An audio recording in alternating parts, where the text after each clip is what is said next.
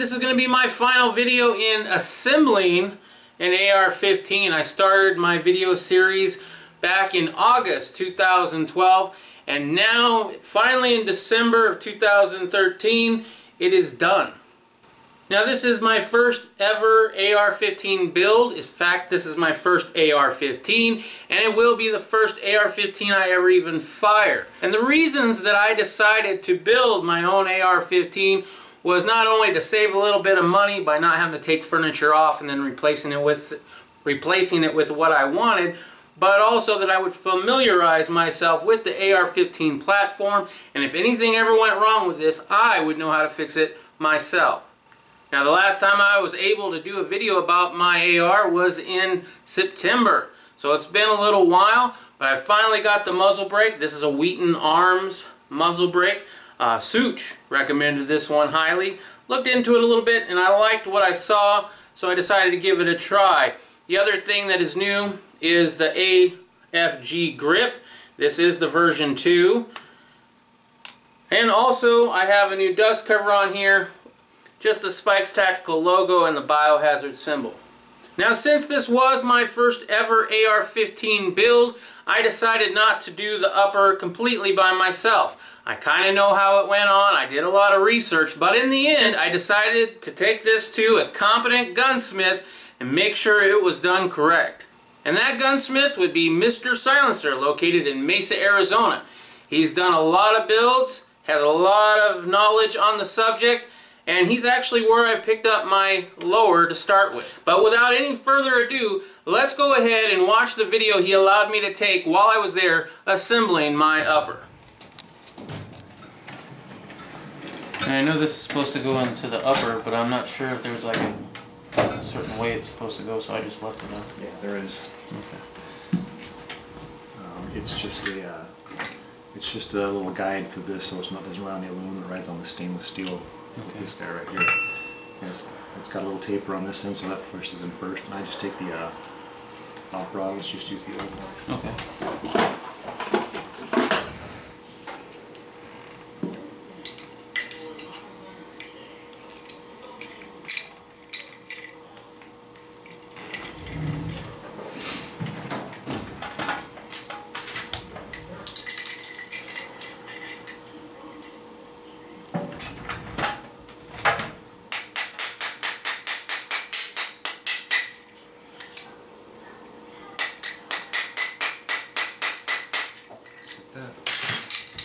See how kind of touching that hole right there, the sleeve? Yeah.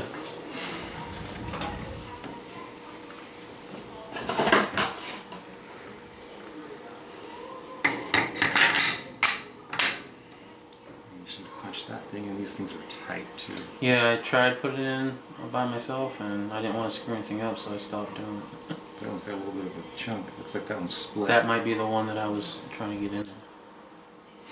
Yeah, they're not very super user friendly, but it does help to have a pin holder to do it.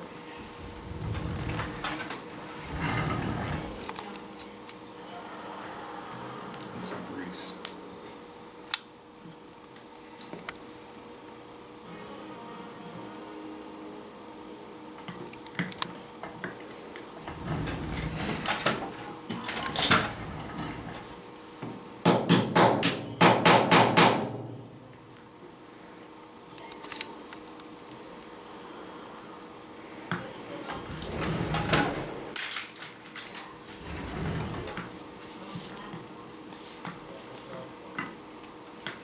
Unfortunately, the vice blocks were made for mil-spec stuff, not for this. But you want to give me a couple taps with the hammer? Sure. Help me with that. And I'll brace this while you smack it a couple times.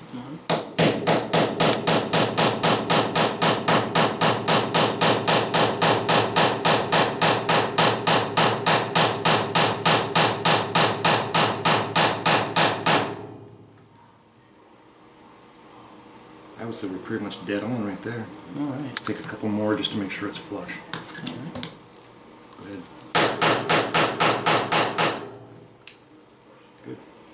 See it on that side, see it on this side, so we're nice and tight. Yeah. That's good.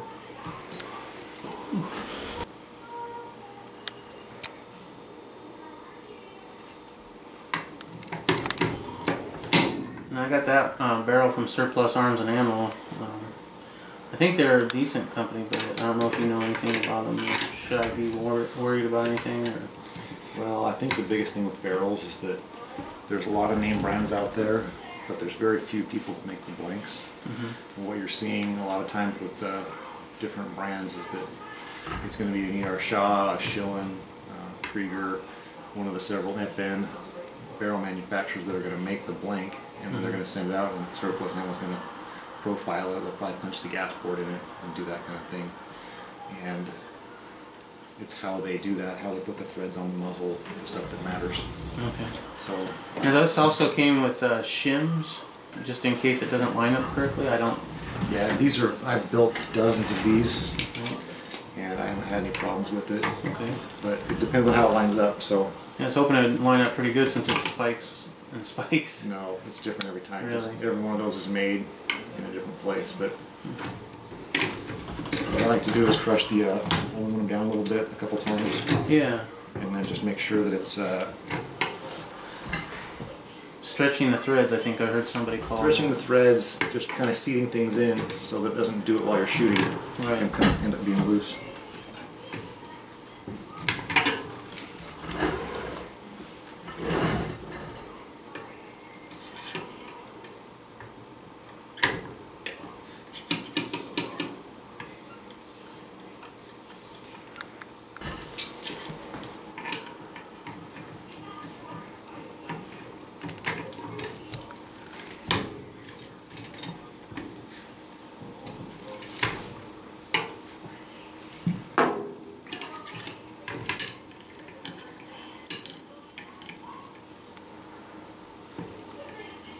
When you put this through there and it starts to operate, we want to make sure that it's not binding.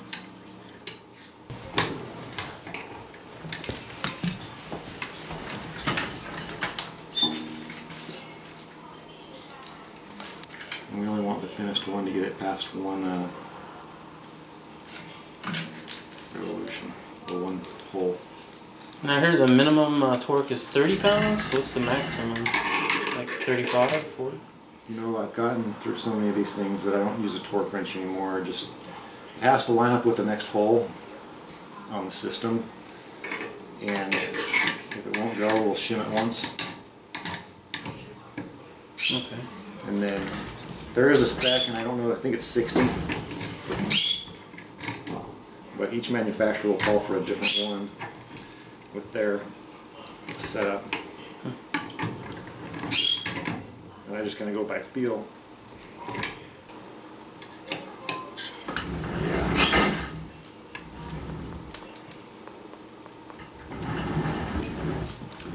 It's just a matter of playing with it a little bit.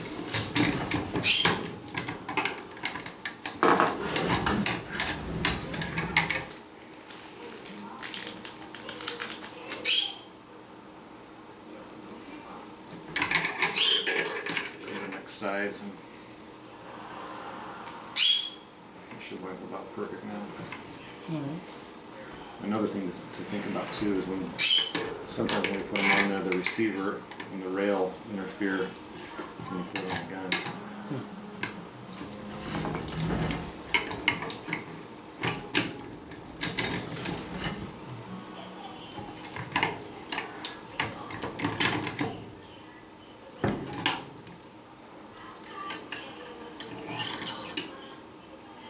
So if you look at this now, and you come down the rod, it's perfectly on the center line of the barrel, which means that it's torqued to the right centricity. You got no binding this way, that way, so it's perfect.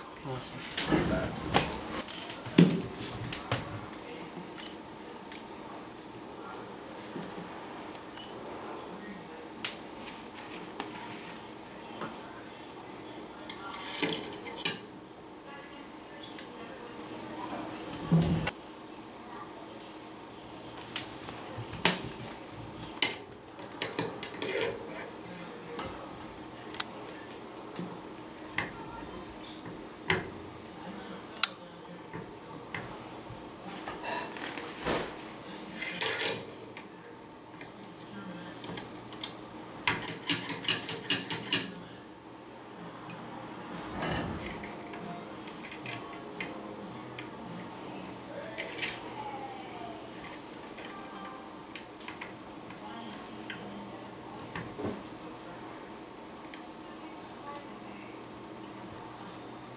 feels like it's a weird size.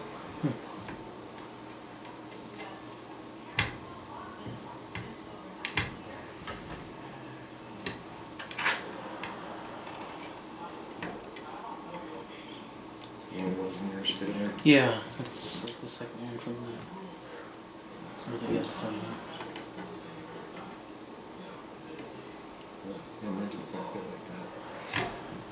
So what we want to avoid with these is that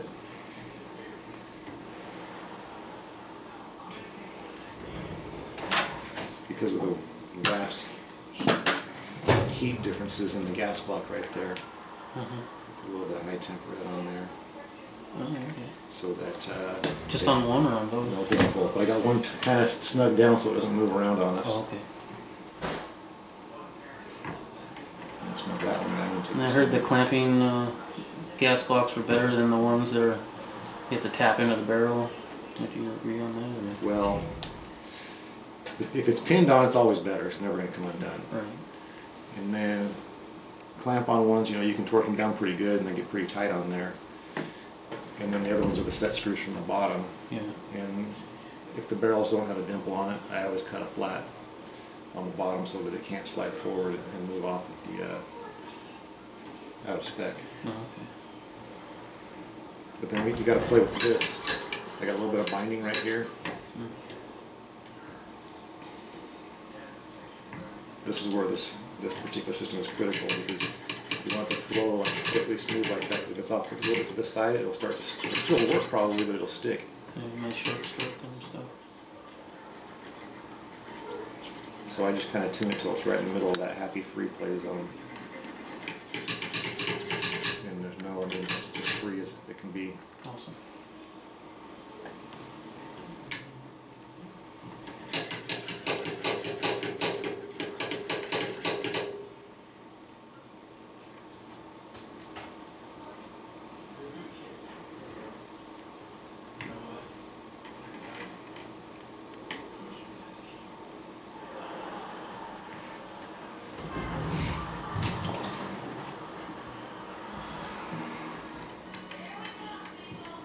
See if I have one of these will allow me to get some tweak on it without breaking the tool.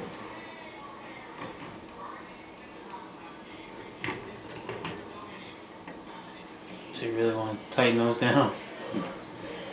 As far as I'm concerned, you go as far as the tool will let you. And this, you'll see I go through about one of these every 4 or 5 builds. It'll turn that. It'll actually turn the Allen and spin it. So I got a few bags of them in there.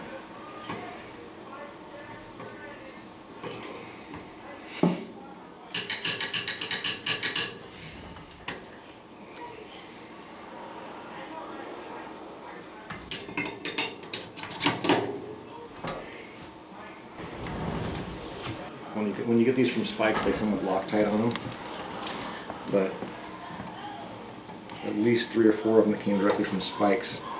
See, mine didn't come with Loctite on them. It came with a little tube. But when you buy the receiver built from Spikes, it'll have they'll have Loctite in them.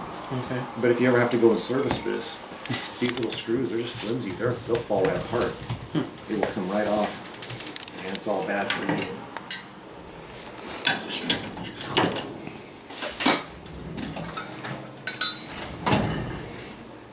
And then you've destroyed pieces, parts, you've got stuff stuck in there, so I've never used the Loctite. Just leave it up to you to check them every couple of shoots.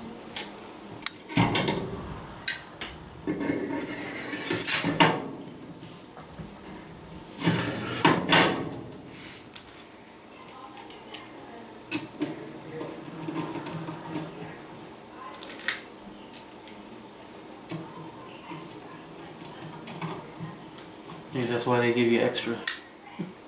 But if they break off, it doesn't do you any good.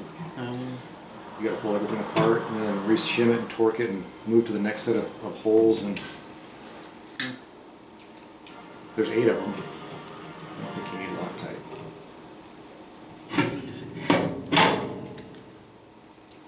And the Loctite is what causes them to break off, or just you Loctite them in there, and then as you see, they cut a countersink head on that, and then they bore it out, and so the tolerance is right there, really thin, where they put the tool clearance. I suppose you could put some lightweight thin stuff on there, but I was just kidding.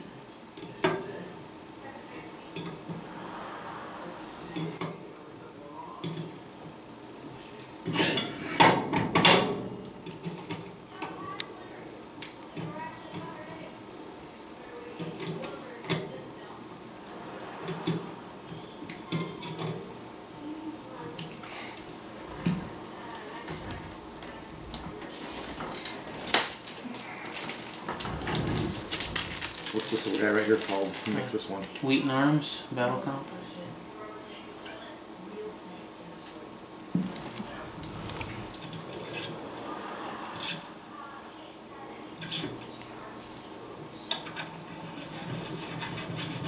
It's supposed to be really good. Yeah, battle comps are nice. The 2 ports go on the top.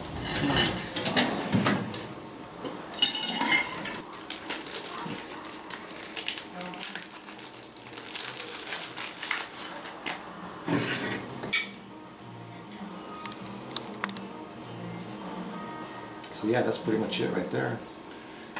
Charging handle and bolt. Is this your first AR? Yeah. I haven't even shot one before. So this is nickel boron. Doesn't require a whole lot of lube, but it's going to ride on the. It's going to ride inside on these surfaces right here. Okay. These are really easy to clean, but I just make sure there's a little bit on there. You don't want it all flying around in there and slimy.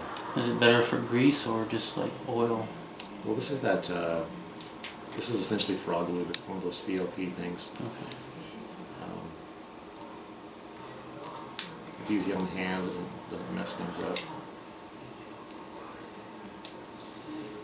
Down inside here on the rings and stuff, you want to make sure, because that's where all your corrosion and goo is going to happen. Oh yeah, that was another thing I wanted to ask. Is there's those little gas rings, I guess, on the bolt. Yeah. Somebody that had an Osprey said that you could remove those when you have a piston system off the bolt. Absolutely, you can. I didn't know if that was a good thing or not. It just gets floppier when you do that. If it won't shoot, you know how to get to those rings? Yeah. Okay. It's easy and they come right off there. Right. If it won't shoot, some people like it to be tight and have some friction in there. Some people like it to be really loose. Like this is already really loose inside here. So.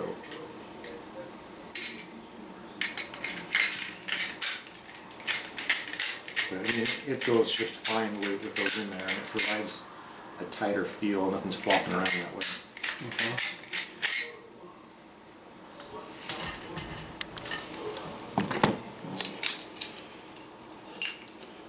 No, we need to tighten that down a little bit more, right? Because. Oh, did I have it on the side when I torqued it? Yeah. I'm not an expert or nothing, but I had it on the side and I just torqued it down to where it looked good. But yeah, you're right. It shows how professional I am as a gun builder. That's all right. Yeah, I didn't know how much you could really give with that. The crush washer would go at least a full revolution if they need to. Oh, okay. Yep. You just get those ports on the top. And I could, if it was like this, I could get a whole another one if I needed to. Okay.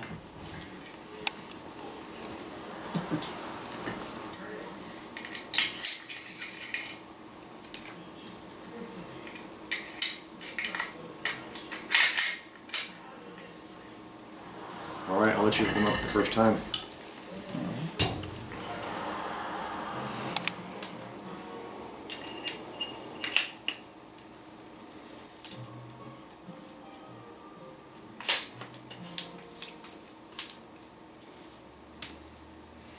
You got yourself an AR-15. Awesome. It's very smooth too. A lot of people that I have, or they're friends with, that have ARs, you can hear it like drag, like their bolt. It'll get dirty. But I mean, you got the best upper. You got a billet machined upper that's pretty much perfect in there. You got a nickel boron carrier. Yeah, it's which going. doesn't create much friction by itself. Now, what about the gas chamber? Do you check those? Or not the gas chamber, I'm sorry, the head spacing? There's not much you can do with the head space on an AR. I mean, it's in, the barrel goes in the way that it goes in. It's got a, that's another thing with the barrel manufacturer. I've never had a Daniel Defense or an FN or even a Yankee Hill that didn't head space properly when I put it together. Okay. But you can kind of look.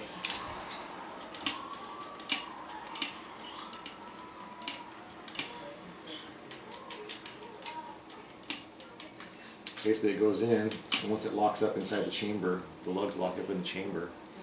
It's there. Okay. Alright guys, well I hope you enjoyed the video and found it informative. I know I sure learned a lot from that experience. I'm now confident that I could build an upper all by myself. I know exactly what to do. One thing that did kind of strike me as odd was that he doesn't do head spacing. You guys probably caught that in the video.